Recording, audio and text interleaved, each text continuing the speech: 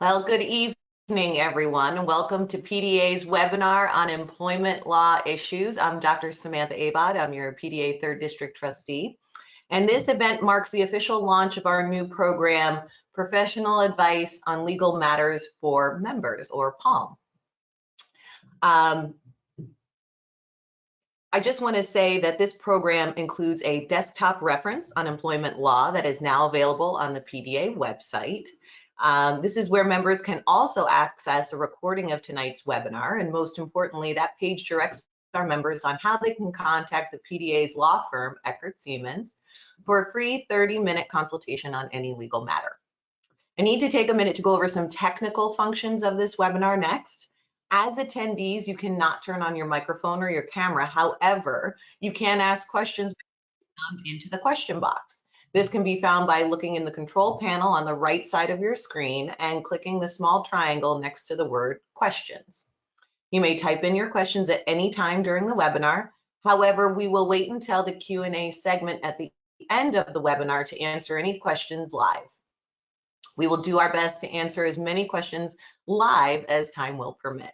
Now that we're done with all the technical stuff, we're very pleased to have as our partners in this new venture, the law firm of Eckert Siemens, whom the PDA has had on retainer for many years. And I'd like to introduce Bridget Montgomery, PDA's outside general counsel and attorney at Eckert Siemens, who serves as primary counsel for PDA. So thank you so much for joining us, Bill and Bridget, and the show is yours. And we are pleased to be here. We have greatly enjoyed our work for and our collaboration with PDA over the last many years. We've enjoyed meeting the individual members, providing services to them as they've reached out to me, and we want to continue to grow that relationship and to help PDA does what it does best for its members, provide good services. And so that's why we're here tonight. As you mentioned, there's an arrangement that will be described on the website in some detail, whereby PDA members can contact me at an email address that will be provided, and I will either give them an initial consultation myself or send them to the appropriate attorney in our firm who has the expertise to give them an initial half-hour consultation free of charge after that. And the only caveat I want to share with you, which is very important, is that we must run a conflicts check, an ethical conflicts check on every matter presented to us, even if it's just for a very small set of questions or something like that. Because if you have an adverse party that we've represented in another matter, or it's in some way an issue conflict with what we do, then we would have to decline your representation. But assuming that the conflicts checks clear, and we expect they will for the most part, we've given this a lot of thought with board and the PDA presidents over the last year or so. We've given a lot of thought. We expect the conflicts checks will clear and that we'll be able to assist you with your legal matters. Assuming they do, then you'll be asked to enter into a separate representation with Eckert Siemens, and it's an engagement letter that sets forth our terms and conditions, and we will provide you services at the reduced rate. So with that in mind, that's what I wanted to tell you about tonight in terms of the overall program. And now I would like to introduce to you somebody that many of you already know, and that's Bill Myers. Bill is an attorney who has specialized in, concentrated his practice in all areas employment related for the last 30 years. He is extraordinarily knowledgeable. He's extraordinarily well-versed in all aspects of employment law. He's been with us for 15 years, and he became my go-to person for, my wide variety of clients who, if I'm representing them in some litigation and they actually all of a sudden have an employment matter and they ask me, can you help me? I know who to call. And we have a number of very excellent employment lawyers in our firm, and we can go to any number of them, but I go to Bill constantly because he's so responsive and he's so knowledgeable. Bill put together this program for you tonight on employment issues that are likely to may arise, I should say, in a dental practice. And with that said, I'm going to turn the program over to him. Thank you, Bridget. And I'm pleased to be here and to speak to you tonight and work with you on these things. What I'd like to do is begin to outline the things, the topics that I'm going to address tonight. I'm going to speak for about a little less than an hour. And the first one is what's this all about? Well, why should I care about employment law? Why don't I just hire people and fire them and manage them as I always have? So we'll talk about that for a moment. And then we'll talk about the role of a manager, which is a very important concept. One of the things that I want to talk about tonight are mindsets and understanding concepts about employment so that you can understand how employment law affects it. So we'll talk about the role of a manager. Then we'll talk about, and briefly, the laws that govern your conduct as a manager or as an employer. Then what I'll do is begin to look at, all right, there are all these laws. How do I understand them? I'm a dentist. I'm an HR manager in a large dental practice. I'm not a lawyer. How do I understand those laws, and how do I still help manage a dental practice or practice dentistry? As a separate topic, I want to talk about making and maintaining a record. That's part of the how to understand and how to comply with the laws, making and maintaining a record. And then we'll talk about some common scenarios and problems, sort of get into the details a little bit on some topics. The first is this question of what's the point of all this? Dental offices are different in so many ways because they're dental offices, but they're the same also from with other types of businesses from an employment law standpoint. And what you face as you run a dental office, as you run your dental practice, is this strain or this tension between from an employment standpoint between employee relations, legal compliance, and risk management from an employment law standpoint. And all of that is mixed in with the very high pressure of running a good dental practice and providing excellent patient care. And that's frankly where a lot of employment law and employee relations gets lost in a dental practice or a medical practice or other professional practices, is you have very good dentists, very good dental professionals who are very good at what they do, and they think that is enough.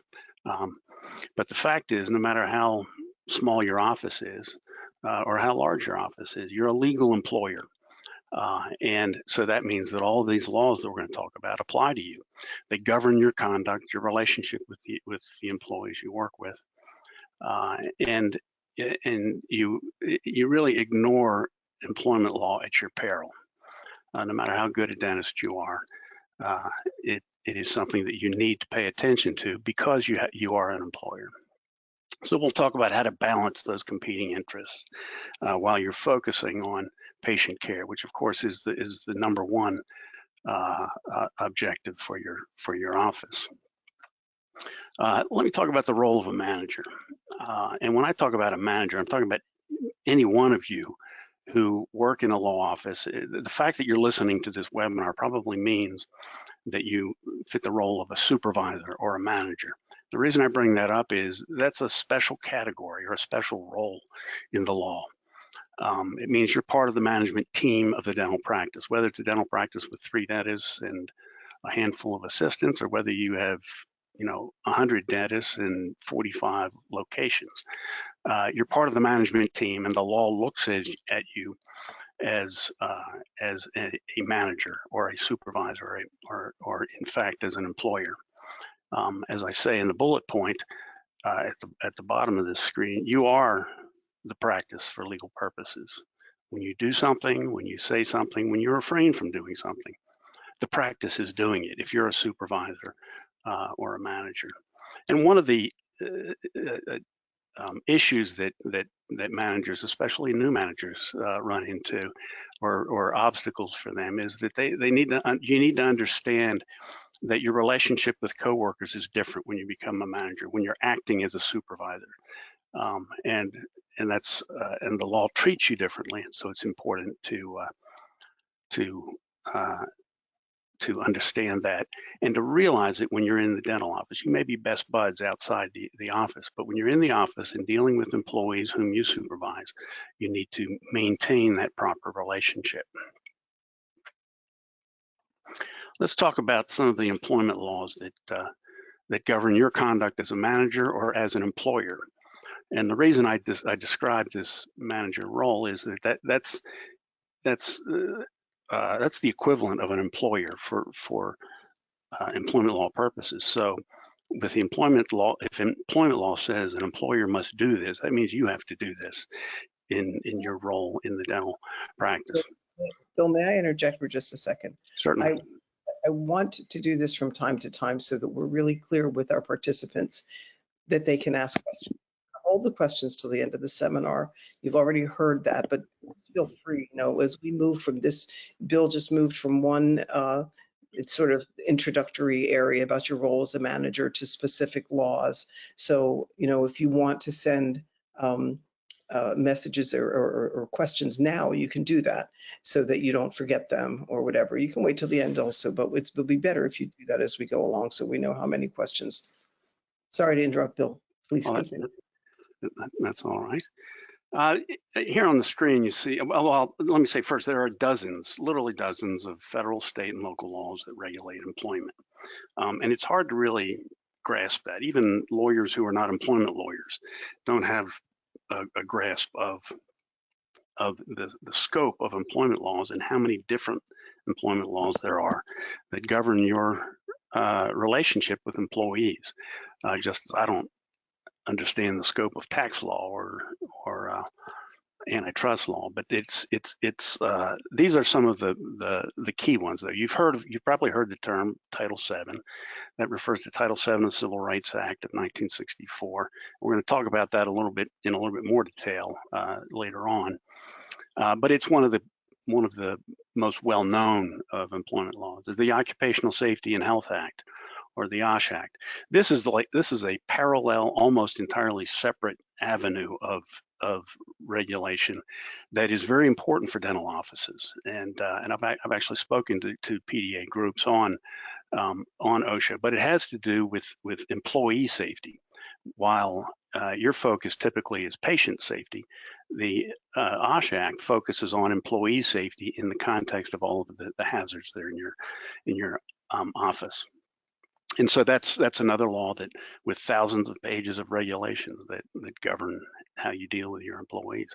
Age Discrimination in Employment Act, the Americans with Disabilities Act, the Fair Labor Standards Act is the overtime and the minimum wage law. The Family Medical Leave Act, you've probably run into this, and that has to do with rights that employees have to take leave for various situations having to do with their own medical condition or their families. ERISA governs the benefit programs that you have for employees and how you organize them and how you manage them. Here are a few more of the key federal laws. National Labor Relations Act is one that you've probably never run into, unless you're a large dental practice, but it could arise for even a small practice that has 5 or 6 dentists and a dozen employees. And some of the other laws that you see there, every one of them has very particular requirements that you must either affirmatively comply with or that you must avoid violating. And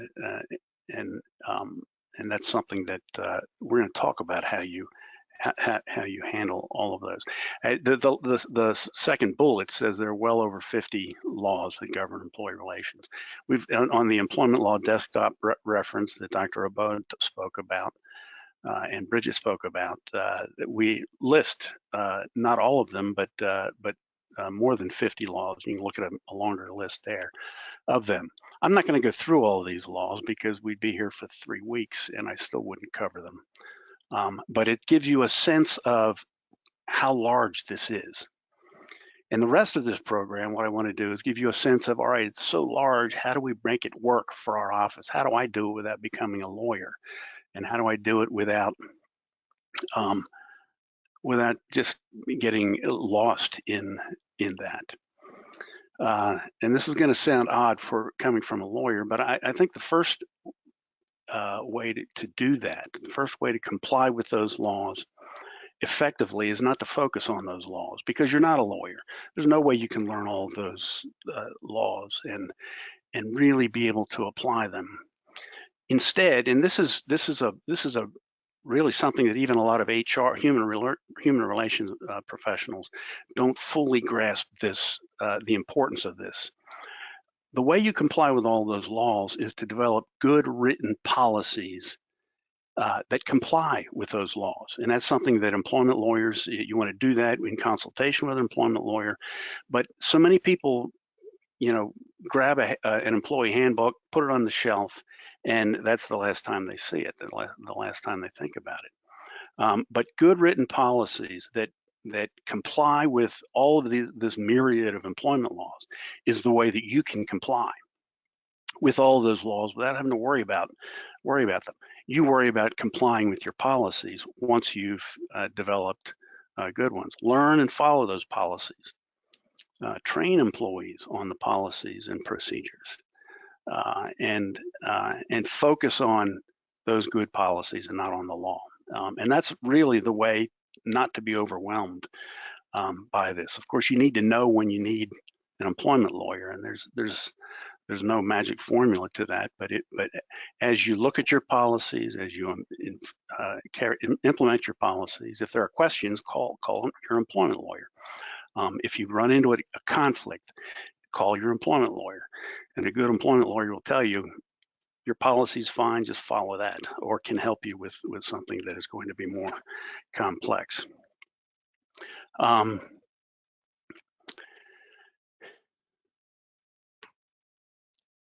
A shorthand way, and I'm a shorthand way of complying though, and let me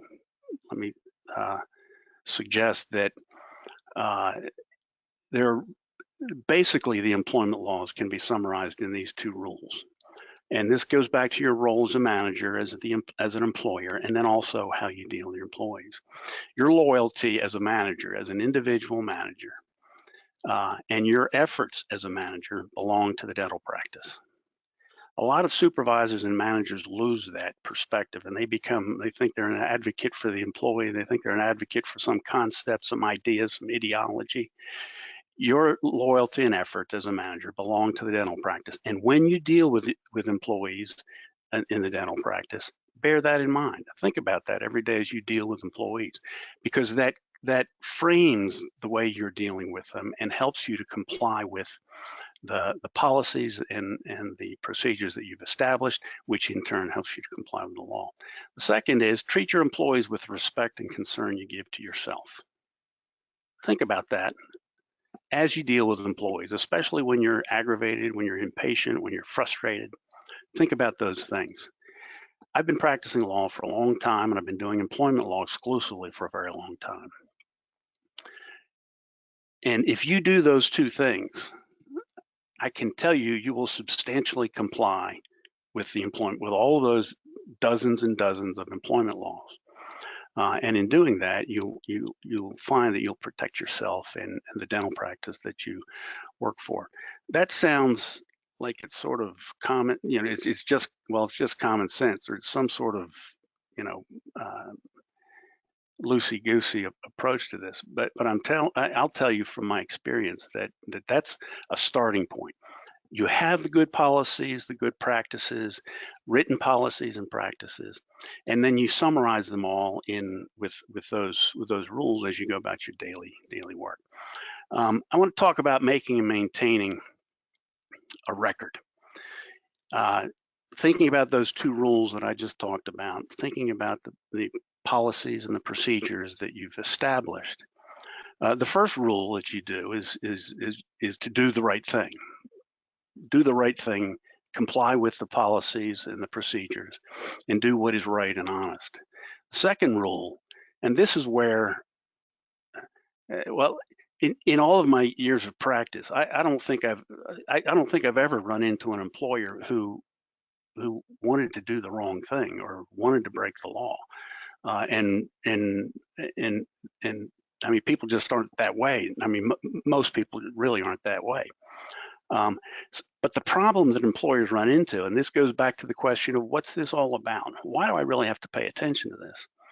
And that brings us to this second rule, if you will, and that is to be able to show that you did the right thing. You may do the right thing, but if you can't show that you did the right thing when you end up in a conflict, when you end up with somebody to start making claims against you or against your dental practice, you know, it may sound cynical, but as a practical matter, it doesn't much matter whether you did the right thing if you can't show that you did the right thing.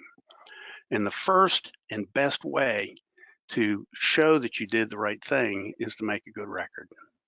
These cases end up, you know, if you end up in a dispute that leads to a legal conflict into litigation, you're not going to be, you know, what happened today you won't be paying any attention to it until 2 years down the road. And you need a good record to be able to remember. Which I don't remember what I had for lunch yesterday, or even if I had lunch, much less 2 years ago. And you'll be facing questions of, well, why did you do this? Why did you not allow this person to take time off? Why did you not hire this person? Or why did you discipline this person? Or why did you impose this, you know, or respond harshly to this person in that situation? And you can't remember that because it's 2 years later. But if you make a record of what you're doing, I can tell you, it makes all the difference in the world between winning and losing a case, between spending or saving a great deal of money on legal costs and so forth. You have to make a good record. You have to maintain a good record. And that involves developing systems for how do you keep your records of employment actions, employment decisions, employment interactions, and how so that you can retrieve them when, you know, in 2 years down the road, you're on the phone with me and I'm asking, all right, do you have those emails? Do you have a memo of that? And you're thinking, I have no idea where that stuff is. If you have, for the practice, not just individually, but for the practice, good policies and procedures. These are the things that part of what I'm referring to with the policies and procedures. Maintain that. Now that sounds like, you know, tell me something new, Bill. But it's not something that, at least in my observation, it must be counterintuitive because people don't do it. They're so busy with with the importance of what they're doing today and treating this patient and dealing with that employee, and that they don't think about the fact that they need to make a record, that you maintain it. Learn and use the forms from your policies and procedures. You know, their FMLA, the Family Medical Leave Act. There are forms that are involved with that. When you're engaging in an interactive process under the Americans with Disabilities Act, there are forms to use. Use those forms. Have a system for keeping those forms and being able to retrieve them. And now, probably the most important thing, if I had to just make one suggestion to HR managers, to supervisors who are dealing with employees, it's to learn the art of the confirming email. I mean, umpteen times I've run into situations where a supervisor does something but doesn't or says something over the phone or in a text message, and the employee later says, oh no, he never said it to me. No, he didn't do this. No, I didn't agree to that. No, that's not the way the conversation went. Learn the art of a confirming email. I mean, people don't realize that, you can make a contract by email. I mean, written communications are powerful things. And so learn that art. When you get off the phone from having a difficult conversation with an employee, or leave the room, send an email.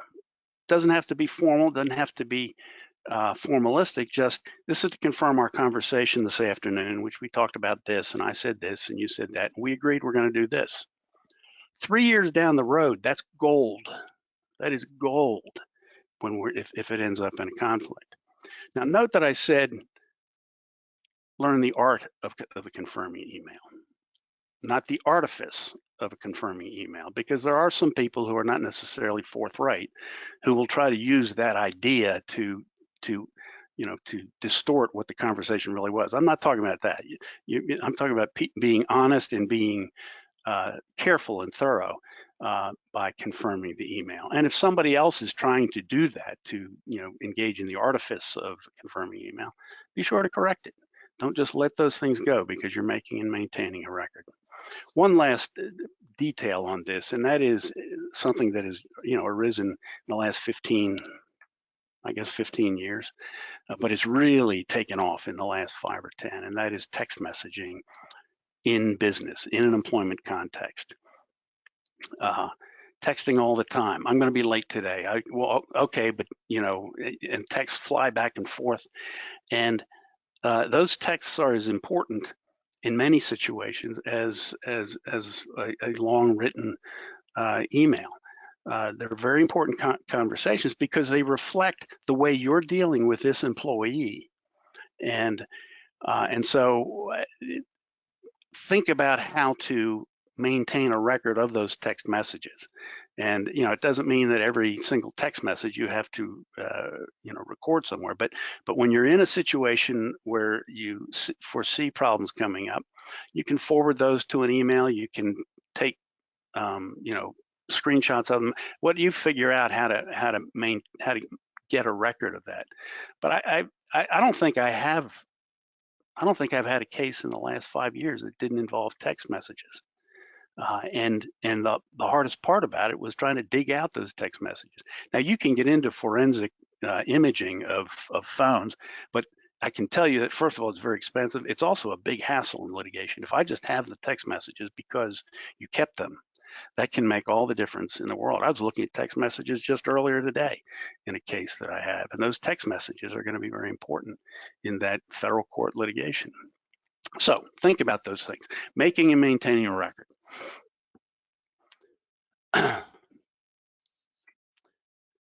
Okay. I want to talk about some common scenarios and problems that you may face under these employment laws that I talked about. And this is Bill, I'm going to interject a comment here. We are cognizant of the fact that while many of the dentists at PDA are employers, some of them are also employees. And the PDA staff and PDA presidents are all very sensitive to the fact that matters may not arise just for employees or for employers. So the question has arisen: how is this information important to employees? And I'm going to answer that. If employers are learning and taught and committed to following the law and doing the right thing, as Bill said, and making a record of doing the right thing, that's a very good thing for employees. And it's also it's important for employees to know their rights under the law. So this, seminar is not just for employers, it's also for employees. And that's just, I wanted to interject that now before we got too much farther down the road. Thank you. Thank you, Bridget. And you may be an employer and an employee at the same time. If you're a manager of a large dental practice, you're an employee of that practice, but you're also an employer as you're dealing with the people you supervise. And that's a fundamental point to bear in mind. I want to talk about these common scenarios. There are 5 of them listed there, and I'll go through each of them briefly, but the first is discrimination based on race, sex, and national origin. That's governed generally by Title VII that we mentioned before, but there are also state laws and local laws that prohibit that. But we're going to talk about that idea, or that the issue of race discrimination from a legal standpoint. Discrimination based on disability, and the corresponding duty to accommodate. Discrimination based on religion, and the corresponding duty to accommodate. And then we'll talk about harassment and hostile work environment. If there's any phrase that gets misused the most in my observation, is this idea of a hostile work environment. Everything's a hostile work environment. Well, that's a defined term in the law, and we'll talk about how that can come up. And then retaliation for protected activity. We'll talk about that. Discrimination based on race, sex, and national origin. As I say, this is easy. Don't. But the trick here is, and again, I don't know that I've ever run into somebody who wanted to discriminate based on any of those, at least that I knew anyway, on any of those characteristics in an employment setting. But the easy answer is don't. What's difficult is avoiding the appearance of discrimination, because remember when I said that the most important thing is to do the right thing, and the next most important thing is to be able to show that you did the right thing or that you refrained from doing the wrong thing. Well, that's what I'm talking about here. It's not so easy to avoid the appearance of discrimination. Part of this arises from just how different people view different conduct and view your decisions, view your comments, your facial expressions. So many things that people will interpret in their own way when you have no intention of conveying the meaning that they're taking from it. So bear that in mind as you deal with people. Is they may have a different view of what you're doing, and then remember to do the right thing, but preserve the ability to show that you did the right thing or that you refrained. So many times in unlawful discrimination cases, which probably the most common ones are race and sex, and it's at least as I can see when I'm looking at this case, is it's a matter of a terrible misunderstanding between people that arises from all the emotions that are present in the workplace. Again, this harkens back to have your policies, develop good policies and practices, follow them, train them, and then treat employees the way you would want to be treated, and that will address so much of this. But the sort of the elephant in the room, if you will, are these plaintiffs' lawyers whose job it is to represent individuals when they bring claims. They're very good at finding the appearance of discrimination from something that you thought was very innocent. And of course, that leads to charges and so forth. So that's race discrimination, sex discrimination, national origin. It's treating people differently on the basis of race, sex, national origin. Discrimination based on disability. And there's a corresponding duty to accommodate. This is easy too. You just don't. But the complicated, it's more complicated than that first appears. Just to say, well, don't. And there are a couple of things that really contribute to that too. And disability discrimination is really, I don't have statistics on it, but I would say it's probably on the rise more than other types of claims. Part of that stems from the pandemic. Part of it is just a growing awareness of this. But two of the things that make this complicated is the predominance of non-visible disabilities. Somebody with a heart condition, somebody with diabetes, somebody with emotional or mental impairments, and that sort of thing, anxiety, depression. And you can't see it as a supervisor, and so the natural human reaction is often, if you're not disciplined about it, is to just be impatient and to assume it's not a legitimate concern of the employees or problem that the employee is having. But that's I mean, I don't know, the very large percentage of the cases that I handle involve that non-visible disabilities, and it makes it difficult for the employee to prove that the employee had a disability, but it's very difficult for the employer to establish that the employee either does not have a disability or that the employer was not aware of it, and that sort of thing. Where the most of these cases really get into really are focused, or where the most difficult part of them is this duty to accommodate. And as part of that accommodation is what's called the interactive process. That's a term of art. Employers have a duty to accommodate the disabilities of employees, and every word that I just said has volumes of case law parsing those words and trying to define what they mean in the law.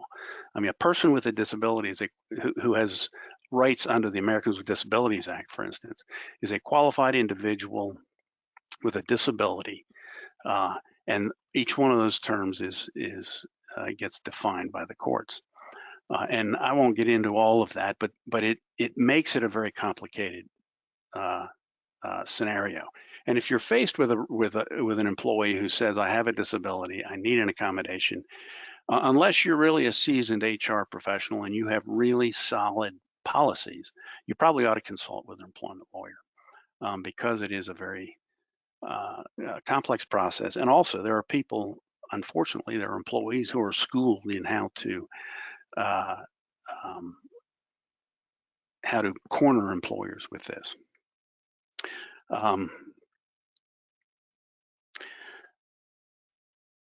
A few words about disability, about accommodating a disability, and you know, I could spend a great deal of time on each of these points, and I do with clients, but I'll mention them briefly. First, when you're dealing with an employee who says, I have this disability, I need this accommodation. And the accommodation could be anything from, I need 1 day off a week, I need Fridays off a week, or I need time off to go to doctor's appointments, or to do this, something that relates to it. It could have to do with something that's in your workplace, adjusting equipment or furniture. It could have to do with adjusting their job duties in some way if they're not essential job duties. But in any event, if you are faced with this, the natural human tendency is first of all to assume there's a disability, and then to focus on that disability. And my advice to managers and employers dealing with this is focus on the condition, not on a disability. If a person has a disability, that is a condition. Talk about that as a condition. It may be a mental or emotional condition, it may be a physical condition, but it's a condition.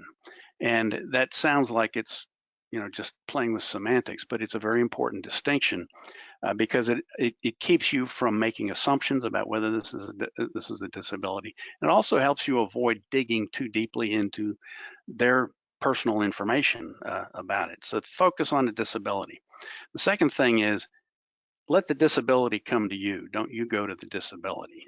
And it takes, I need to explain that a bit, but it's the tendency of many managers and employers is to, when they see this, again, because in my observation, they're trying to do the right thing, they're trying to be helpful for employees, and they just zero in and focus on this, when the employee really is, really isn't asking for an accommodation, it may just be something that has come up, and so let the disability come to you. The employee, unless it's something that's obvious to an employer, the employee really has it's the employee's duty to ask for an accommodation, to say, I have a disability and I need an accommodation for this disability to enable me to perform the essential functions of my job. Let the disability come to you when you're dealing with the employees. And the third point is, in this interactive process, because when an employee presents a request for an accommodation and says, I have this disability, you're obligated to engage in an interactive process. That's a term of art, but there's no precise definition of what that process really is. But it is interactive. That's probably the most important thing. It is interactive. but focus in that process on the job duties and on job performance. Don't focus on the disability.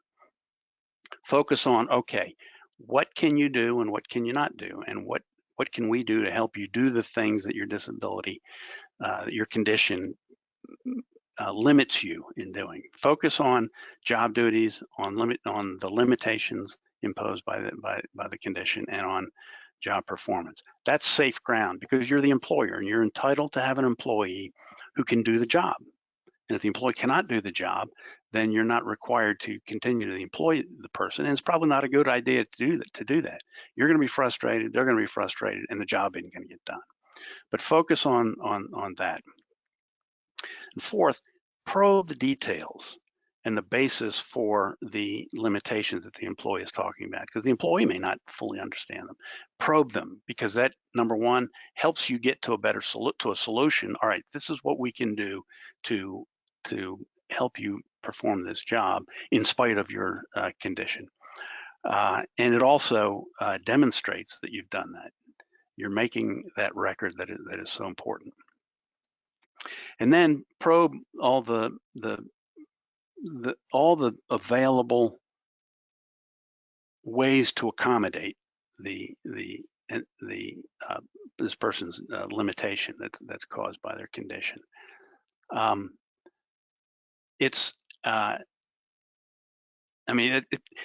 Just probe that with the employee. It's more of the interactive process.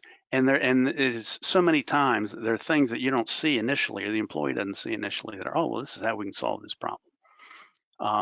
But probe those things. I mean, just this year, there's a huge Supreme Court case, U.S. Supreme Court case that's now back in the district court that all is going to turn on whether the employer really probed all the possibilities to solve that person's problem. So that's discrimination based on disability. It's a very difficult topic, or area, but again, if you have good policies and you follow them and consult with your employment lawyer, we can help you through that. Discrimination based on religion. This has a corresponding duty to accommodate as well. Again, it's easy, don't. But the difficult issue is, okay, well, how do you respond to it? How do you accommodate a religious view? And where this comes into play is, just sort of straight up old-fashioned religious discrimination is, well, I don't want a Catholic in my workplace, or I don't want a Methodist, or I don't want a Hindu, or whatever.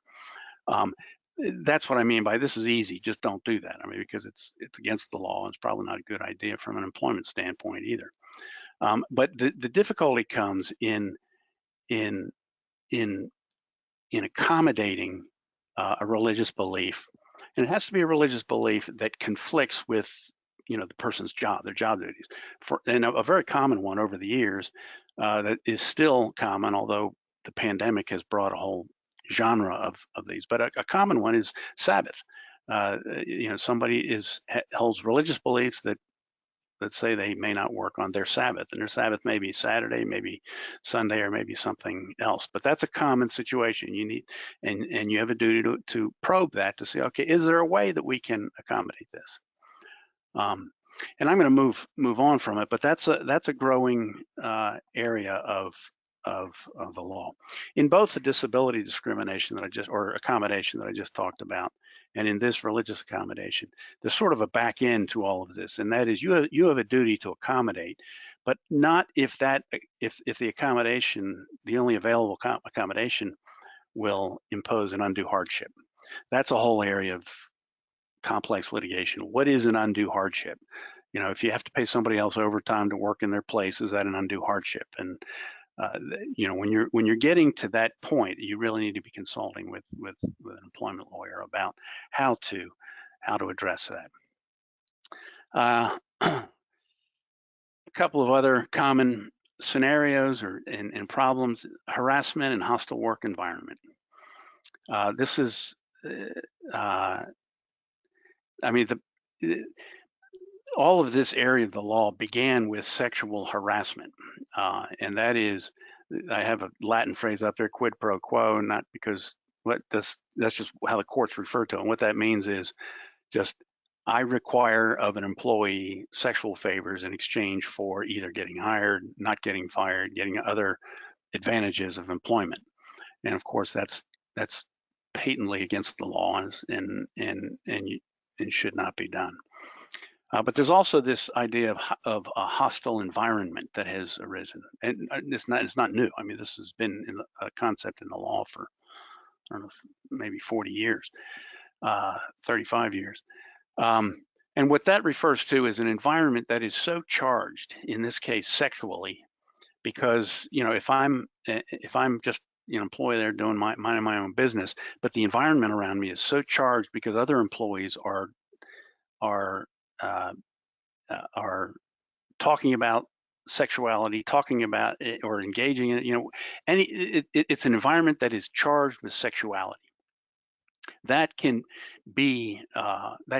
create a liability for an employer, even if there are no supervisors or managers who are engaging in it. And it's something that has given rise to a lot of litigation. Bottom line is, and this warrants explicit training with your managers especially, but also with employees, and that is, when it comes to sexuality, leave it at home, both talk and activity.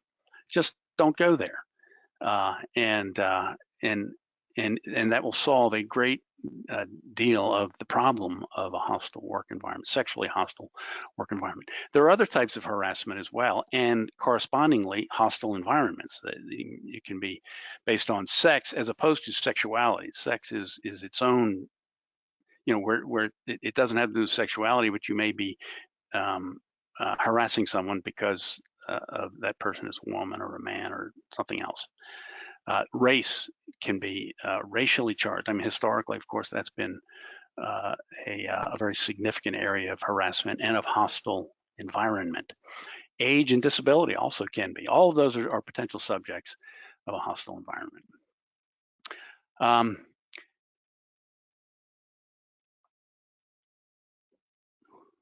Retaliation, I'm not going to spend much time on this, but it's you often hear the word whistleblower. That's another word for retaliation claims, although retaliation claims are actually considerably broader than just whistleblower. But basically, it's retaliating against an employee based on they're engaging in protected activity. Protected activity is basically anything that they do that asserts their rights under any number of these employment laws, or that participates with an agency in an investigation, or that pursues their concerns in the workplace, even with you internally, with the manager, about whether there are, whether the dental office is complying with the law. But it is just it's that broad. Any type of employment-related retaliation. And the last point I would make on this is, and this is, I've run into this a good bit, is if you have good policies, you have good procedures and practices, you have good training for your managers, and you're making good employment decisions and good management decisions, even if you're faced with the prospect of a retaliation claim, my advice always is, do not alter your management decisions for fear of a retaliation claim. You need to manage the workplace and manage your conduct so that you're to minimize the threat of that. But if you start altering management decisions that you otherwise would make for fear of that, you're just going to get yourself all tied up in knots and end up with and nobody's going to be happy. And so do not fall into that. So that's a run through at high speed of what I've been doing for 35 years. The thing to remember is this webinar is a start. This isn't a place where you come to learn all you need to learn about employment law. It's a start. It's so you can begin to think about, to have the mindset that we've talked about, to deal with employees the way we've talked about them, but most of all to recognize that there is this myriad of laws, and the best way to funnel all of that into your management of your dental practice is to build good policies, written policies, good forms, good practices, and stick with them. And Bridget, do you have any questions that have come in? Well, first, before we get to any questions, I just wanted to thank you so much, Bill, for your time. Thank you on behalf of the PDA. Thank you on behalf of the Innovative Projects Task Force, who has asked you to be here and tried to help put all this together. So thank you very much. It's been a wealth of information, and we look forward to what you have to offer in the future. So thanks. Bill, I Thank you, did not. Samantha. Thank you, Dr. Budd. I didn't get any questions in the chat feature, in the questions feature at all. And Well, does that mean that I can talk for another 10 minutes? oh, no. I actually, Bridget, there are a number of questions in the question. I may be wrong about this. Okay, here we go. The question that was asked, one question that was asked is what penalties can be assessed against a manager if they've been found guilty or liable for failing to comply with a particular law? I think the question is what range of penalties? I know that's a big question, Bill, so. Well, that can come in different forms. First of all, there's the private consequences. You may lose your job. You may be disciplined if your employer, because what you have done as a manager imposes liability on the employer, and the liability on the employer can come in the form of damages, monetary damages for lost wages. If somebody was discharged or was not hired, they can come in the form of compensatory damages, emotional distress, and those things if it's a difficult situation. And it can also come in the form of an order from the court to reinstate the employee. But for you individually, that's the first thing you probably will face is you haven't, you may face an employer who isn't pleased. There are some laws in which you also can have individual liability for that have to do with the mix of federal and state laws as a practical matter imposes potential individual liability for many of these things that we've talked about, even discrimination claims but also wage and hour claims, meaning overtime and minimum wage, or payment of the wages that have been promised. But it comes in terms of for an individual who's in terms of the potential for monetary damages and the potential for that conflict with your manager, with your employer. But there aren't. It's not like in a criminal statute. For instance, a criminal statute says if you do this, this is the penalty. It's not framed that way. It's framed in terms of damages and in monetary penalties that a plaintiff then tries to prove and can recover. Another question that came in, Bill, is are employees obligated to disclose a disability prior to being hired? No. They're not obligated to disclose it, and actually it's unlawful for the employer to ask at that hiring stage if an employee has a disability, or if an employee, and you don't even have to use the word disability. If you should not ask medical health questions, which historically were common on job applications, but you should not ask. And even once hired, the employee has no obligation at any time to disclose that the employee has a disability. Now, if the employee needs an accommodation in order to perform the essential functions of the job, then the employee is obligated to say to the employer, I have a disability, I need an accommodation, but only if they want to get the accommodation. There's not a penalty for not doing it. And the employer doesn't have an obligation to accommodate a disability that it doesn't know about. And following up on that question from the same person here, if there is not a disclosure of a disability and it is large and impactful to a small office, is that grounds for dismissal? Well, the short answer to that is yes, but there's an analysis that you have to go through to get there. And large and impactful is not the terminology that the law uses. The law looks at undue hardship for the dental office, and so the way it starts with the request for disability, for accommodation.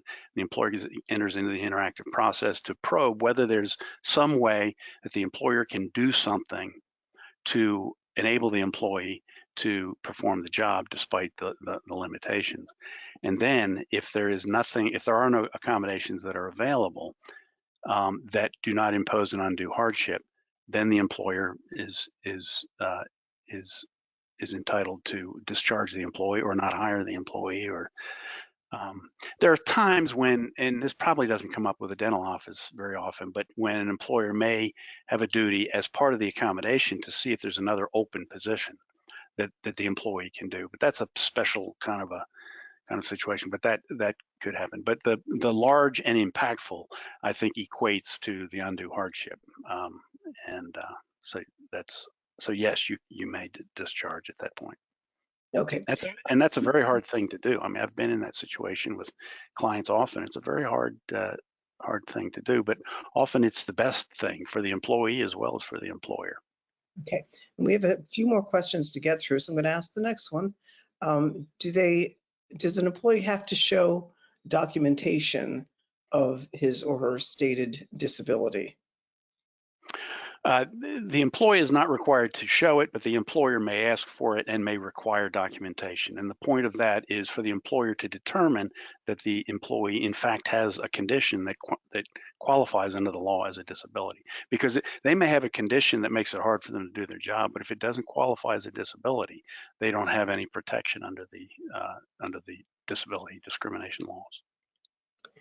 Okay, and I think you've partially answered this question, but in the event there's anything that you might want to add to this, I'm going to read you this next question as well. What if an employee fails to disclose a non-visible disability, but fails to tell you about the problem, and later that non-visible disability impacts their performance? And an example is having an employee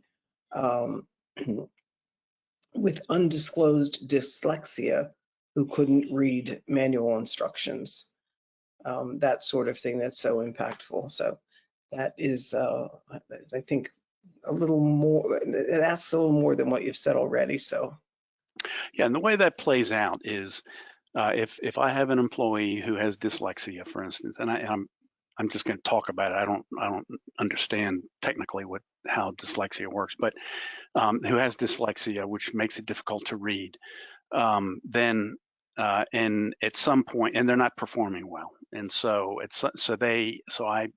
talked to them about it. And I said, look, you're not doing the job. I'm going to have to discharge you. And they then say, well, let's say they don't say anything, and I discharge them for poor performance.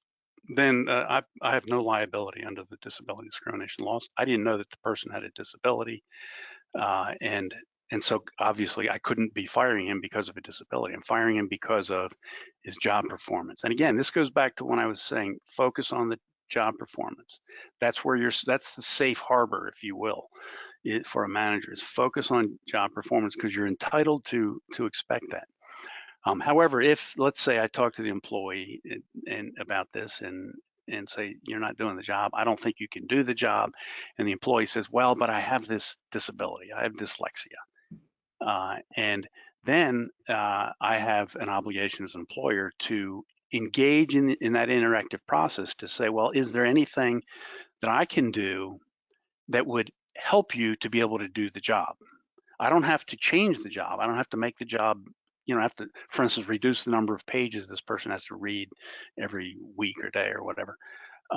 But I do have an obligation to engage in that interactive process because there might be a way that can be accommodated. There may be equipment that I can provide if it's not too expensive that enables. I don't know if there's equipment that helps people with dyslexia, but assuming there is, it may be that, or it may be that I can adjust the volume of work that they have to do, but still get the same, the amount of work that I need to get that done, or it may be that the lighting, or it may be that they need to work in a quiet place.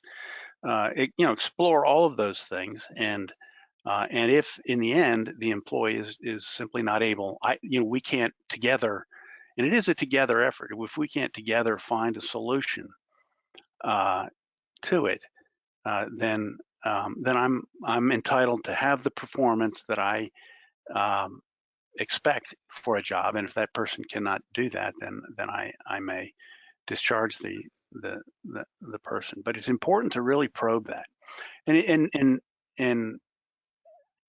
this goes back to the whole, how do you treat people? You will be surprised how grateful people are who are struggling with something like this, if they sense that you're really trying to solve their problem.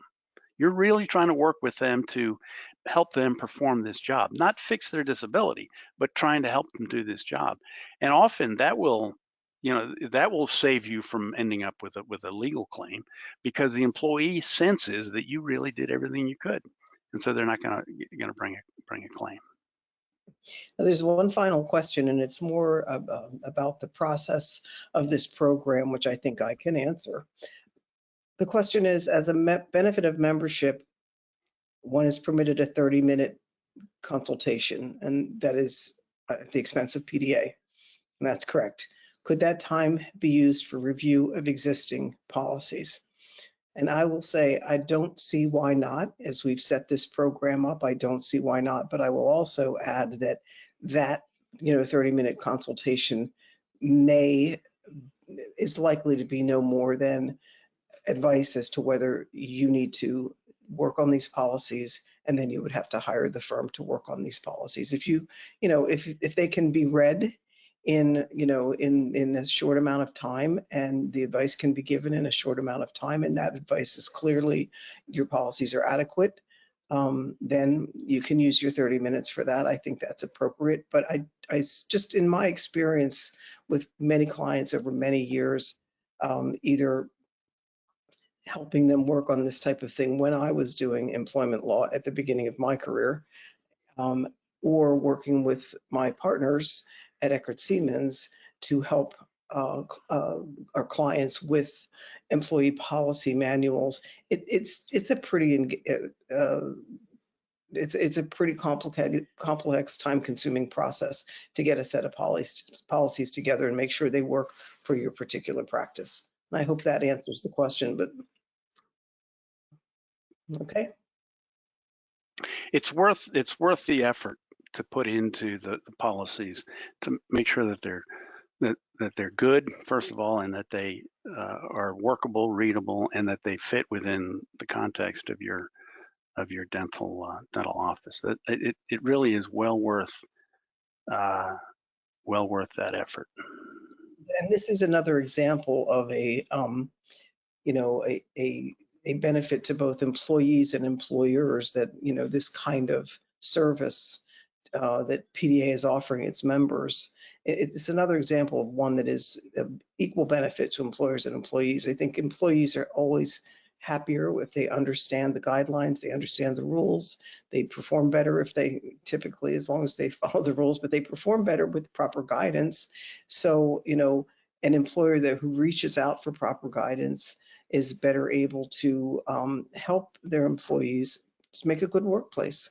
And that's what we aim to do when we advise employers, to make a good workplace for everybody. Okay. Thank you again, guys.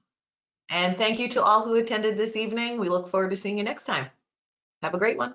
Thank you very much. It was a pleasure to be here. Thank you, Bill. Thank you all. Thank you, Bridget. Thank you, Dr. Gabod. Thank you.